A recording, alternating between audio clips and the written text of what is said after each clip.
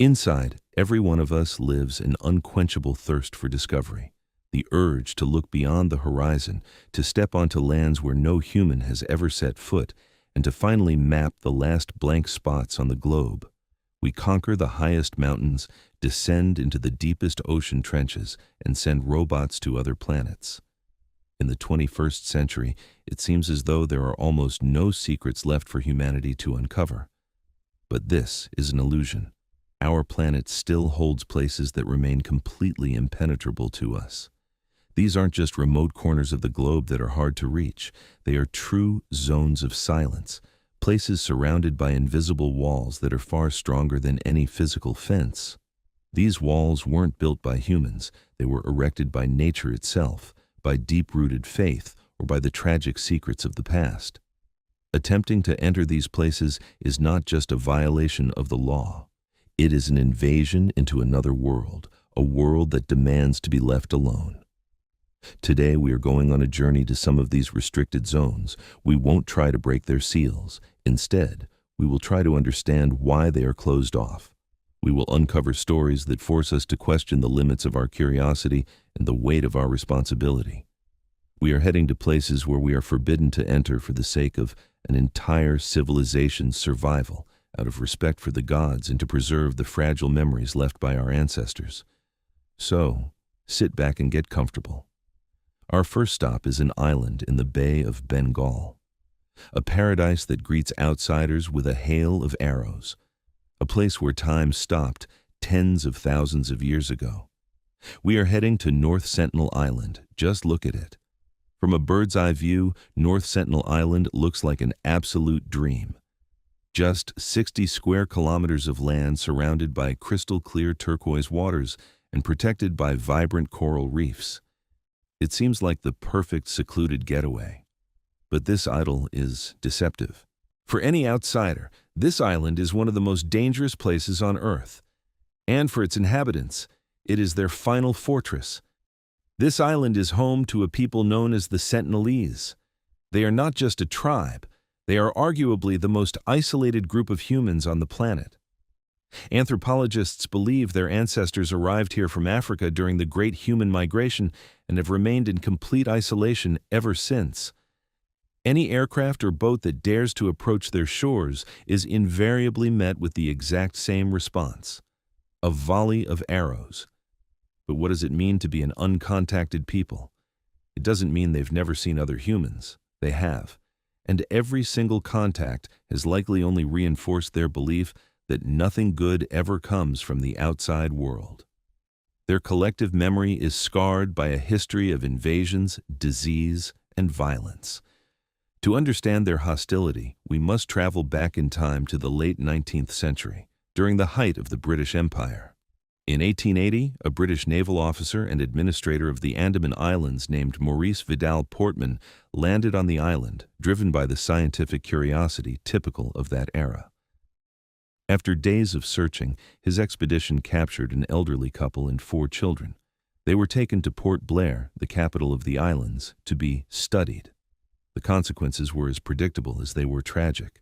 The adults, having zero immunity to modern diseases, quickly fell ill and died. Portman, realizing his catastrophic mistake, returned the orphaned children to the island, leaving them with gifts. No one knows what happened to those children, but it's easy to guess the story they told their tribe and the devastating pathogens they likely brought back with them. This first documented contact was a profound trauma for the Sentinelese, setting the tone for every encounter that followed. Throughout the second half of the 20th century, the Indian government, which oversees the Andaman Islands, made cautious attempts to establish friendly contact. Anthropologist Trilokanath Pandit led several friendship expeditions. They would approach the shore in boats, dropping coconuts, iron objects, and dolls into the water. Sometimes the Sentinelese accepted the gifts. They clearly valued coconuts, which do not grow natively on their island, and scavenged metal, which they repurposed into arrowheads. But they never, ever allowed outsiders to step foot on their beach. One wrong move, and the arrows would fly. These expeditions gave us unique but incredibly fragmented insights. We know they live in small huts. We know they are skilled hunter-gatherers who use bows and harpoons. We know their language is entirely distinct from neighboring Andamanese tribes, but we don't know the most important things. What do they think about? What do they believe in? How does their universe work?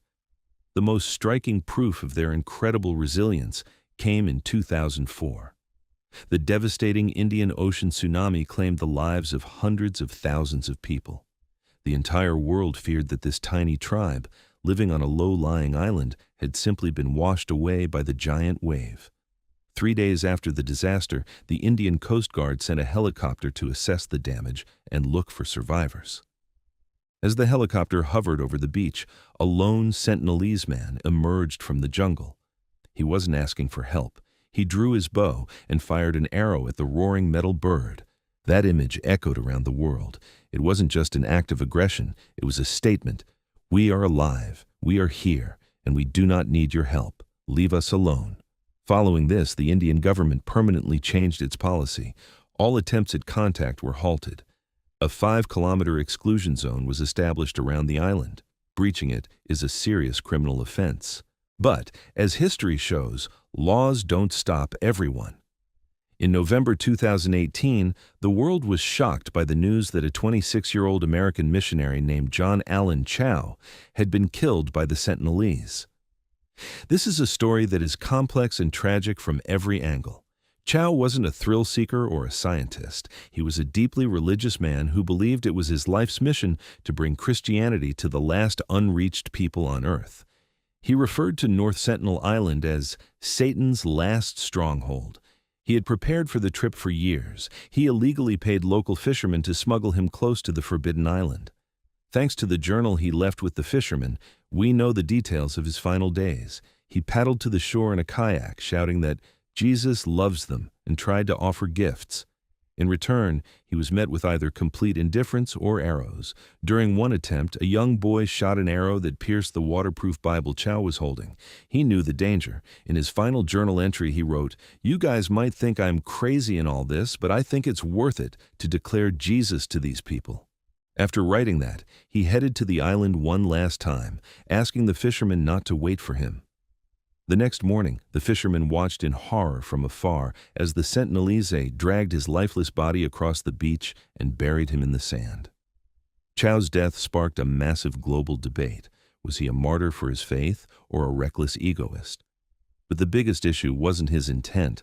By stepping onto that beach, John Chau put the entire Sentinelese tribe in mortal danger. A simple flu virus or measles pathogen, things we have immunity to, could have wiped out their entire civilization in a matter of weeks. His gift of salvation could have easily become their genocide. And this brings us to the core mystery of North Sentinel Island. Their isolation is not a sign of savagery. It is their primary survival mechanism, honed over centuries, perhaps millennia. Their arrows are their immune system, protecting their fragile world from our deadly bacteria and disruptive ideas. The Indian government's ban on visiting the island isn't just a bureaucratic hurdle. It is an act of profound respect, acknowledging an entire people's right to self-determination. It is an admission that we have no right to interfere. Our curiosity, our faith, our technology, to them, it is all poison. Their silence is not emptiness. It echoes with the wisdom of survival. We will never know their myths, their songs, or their names, and perhaps that is the greatest sacrifice we can make to ensure they endure. Leaving them alone allows this tiny island to remain a zone of silence, a living monument to how diverse and fragile human history truly is. This place is closed off to us so that it can continue to exist at all. We now leave the isolated island in the ocean, where arrows and the fear of disease have built an impenetrable barrier. Next, we travel to the very heart of the Himalayas, to a kingdom that was, for a long time, a zone of silence itself to the outside world. We are heading to Bhutan. Here, among the highest peaks on the planet, stands a mountain shrouded not only in clouds and eternal ice, but in deep mystery. Its name sounds like a spell, Gangkhar Puensum. In the local Dzongkha language, it translates to White Peak of the Three Spiritual Brothers. Standing at an elevation of 7,570 meters, nearly 25,000 feet, It is the 40th highest mountain in the world. It's not the tallest, but it holds a unique status that sets it apart from every other Himalayan giant. It is the highest unclimbed mountain on Earth. Think about that for a second. In an era where traffic jams of climbers form at the summit of Mount Everest, where the most dangerous routes have been mapped, and where almost every peak has been conquered dozens of times, one of the world's great mountains remains completely untouched. Its icy slopes have never felt the crunch of crampons, and a conqueror's flag has never flown at its peak.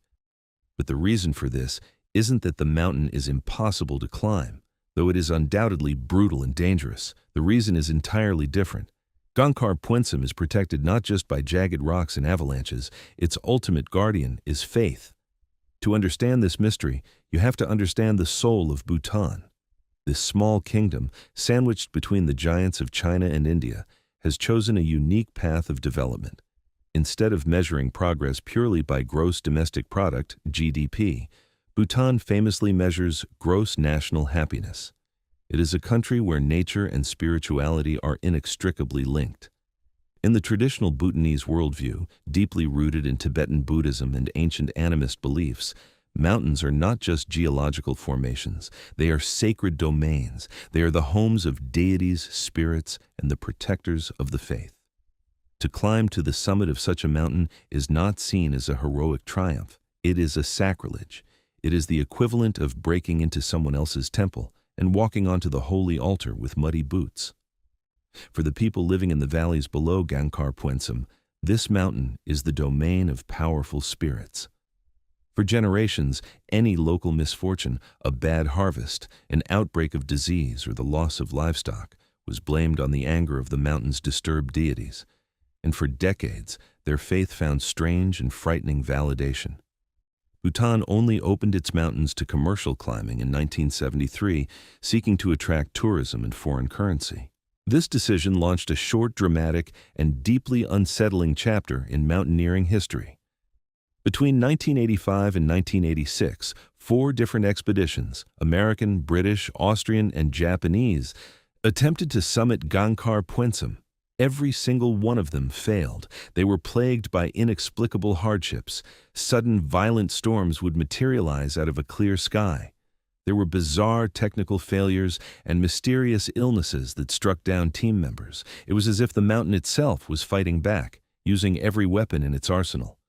Mountaineers are, by nature, pragmatic people, but even they reported a strange, oppressive feeling that never left them while on those slopes. An overwhelming sense that they were unwelcome trespassers. To add to the physical difficulties, there was a baffling human confusion. At the time, Bhutan lacked highly accurate maps of its borders. Expeditions would receive permits to climb, only to arrive and be completely unable to locate the true summit, or they would find that the peak was actually located on disputed territory with China. For the locals, this chaos only strengthened their belief. The mountain itself was confusing the outsiders, refusing to let them find the path to its sacred crown. Tensions reached a boiling point. Local communities protested the expeditions, viewing the climbers not as heroes, but as desecrators responsible for their misfortunes. And then, the government of Bhutan made a decision that was practically unprecedented in the modern world. In 1994, out of profound respect for local spiritual beliefs, they banned the climbing of any peak higher than 6,000 meters. And in 2003, mountaineering was banned in the country entirely. The Western world met this decision with bewilderment. How could a country turn its back on the prestige and massive revenue that alpine tourism brings? How could they place ancient superstitions above athletic achievement? But for Bhutan, this wasn't a surrender. It was a choice for harmony over conquest, a choice to protect their cultural identity. They decided that their gross national happiness was simply more important than planting flags on summits. What we see here is a fascinating clash of 2 worldviews. The Western approach can be summed up in the phrase, conquering the mountain, a language of conquest, struggle, and victory over nature. The Eastern Bhutanese approach is to revere the mountain, to treat it as a living, sacred entity with which humans must coexist in peace. There is one fascinating epilogue to this story. In 1998, a Japanese expedition acquired a permit from China to climb Gangkhar Puensum from the Tibetan side. But after a political dispute with Bhutan, the permit for the main peak was revoked. Instead, the team successfully climbed a subsidiary peak, Liankang, located entirely within Chinese territory. Their expedition report and photographs represent the closest humanity has ever come to the summit of Gangkhar Puensum. They saw it in all its untouched glory. But the main peak remained completely undefiled. A band based purely on faith proved stronger than political ambition and the relentless human drive to conquer. Gangkhar Puensum forces us to ask an uncomfortable question. What is progress? Is it always moving forward and upward? Or is progress sometimes the wisdom to know when to stop? The ability to recognize that some things are better left untouched? This mountain isn't just an unclimbed peak, it is a silent rebuke to our consumerist worldview. It stands as a monument to the wisdom of a people who decided that harmony with nature and respect for the beliefs of their ancestors are far more valuable than any world record. It stands there on the roof of the world, shrouded in clouds, and its silence is not the silence of emptiness. It is the silence of a sanctuary, a zone of silence created not by fear, but by reverence. We have seen how a band can act as a shield for a people's survival. We have seen how it can be an expression of profound respect for the divine. Now, we travel to a place where a band became an act of sheer desperation, an attempt to save a priceless treasure from its greatest enemy, our own love. Our final stop is not a wild island or a sacred Himalayan peak. It is a humble, unassuming hill in the French countryside.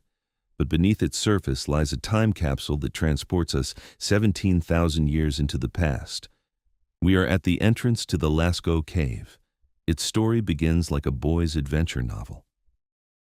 In September 1940, 4 teenagers were walking in the woods with their dog, Robot. Suddenly, the dog fell into a hole hidden beneath the roots of a fallen pine tree. Trying to rescue him, the boys shimmied down a narrow shaft.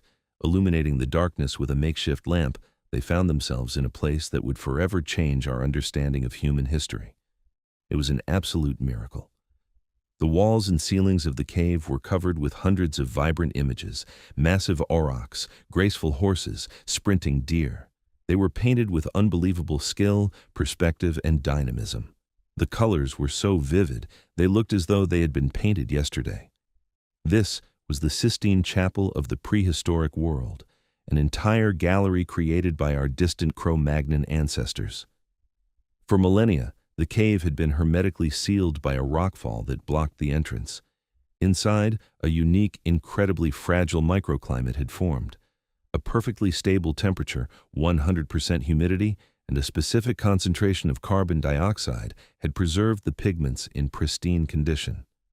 For 170 centuries, these masterpieces slept in absolute darkness and silence, but their sleep was violently interrupted.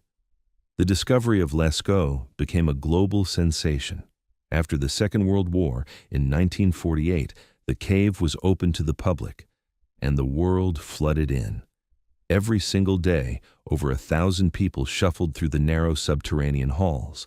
They were breathing, exhaling massive amounts of carbon dioxide. They brought spores, pollen, and microbes from the outside world on their shoes and clothes. To help them see, powerful artificial lights were installed, baking the ancient stone. At the time, no one thought about the consequences. People were blinded by awe. They wanted to touch history. But that love quickly began to kill it. The fragile equilibrium that had protected the paintings for 17,000 years was shattered in just a few short years. The first alarm bell was the green sickness. By the 1950s, colonies of algae and moss began rapidly spreading across the walls, fed by the carbon dioxide from tourists' breath and the heat from the lamps. Then came the white sickness. A layer of opaque calcite crystals began forming over the paintings, hiding them behind a white veil. Scientists panicked. Complex air conditioning and climate control systems were installed, but it was too late. The cave's delicate ecosystem was irreversibly broken. Every new visitor was an unwitting accomplice in the destruction of the very miracle they had come to see. Finally, in 1963, the French Minister of Culture, André Malraux, made an agonizing but necessary decision. The Lascaux cave was permanently closed to the public. Just 15 years of open access was enough to bring 17,000 years of heritage to the brink of total annihilation. The ban here is not about fear or spiritual reverence. It is an act of repentance, an admission of our own destructive footprint. Since then, a desperate battle to save Lascaux has been waged. Today, only a handful of scientists are allowed inside each year, for very brief periods, wearing sterile protective suits. But even that hasn't been enough. In the early 2000s, the cave was struck by a terrifying new plague, black mold, a fungus that literally eats into the rock and destroys the ancient pigments. Its spread has been slowed, but not completely stopped. Lascaux is sick, and perhaps terminally so. However, humanity found a way to share this treasure with the world without killing it. Right next to the original cave, a perfect replica was built, Lascaux II, and later, the incredibly advanced Lascaux 4 Center. Using laser scanning and the meticulous work of master artists, the chambers and paintings were recreated with millimeter precision. Today, millions of people can experience the magic of the cave without ever harming the original. It is a brilliant compromise. We created a replica to protect the authentic. We artificially engineered a zone of silence to save what nature and ancient genius left behind. The story of Lascaux is a bitter lesson. It teaches us that our greatest treasure is our shared past, but that human curiosity, when not tempered by wisdom and responsibility, can easily turn into vandalism. North Sentinel Island, Mount Gangkhar, Puensum, the Lascaux Cave. 3 completely different places, 3 very different stories, but they are all bound together by one common thread, the profound silence of a ban. These zones of silence are not just dots on a map where entry is denied. They are mirrors in which we, as a civilization, must occasionally look. These bans are not walls meant to confine us. They are guideposts. They teach us humility, respect, and wisdom. They remind us that sometimes the greatest act of exploration is the decision not to intrude. The greatest act of love is the ability to step away. And the greatest act of understanding is accepting that some mysteries must remain unsolved, simply so they can exist,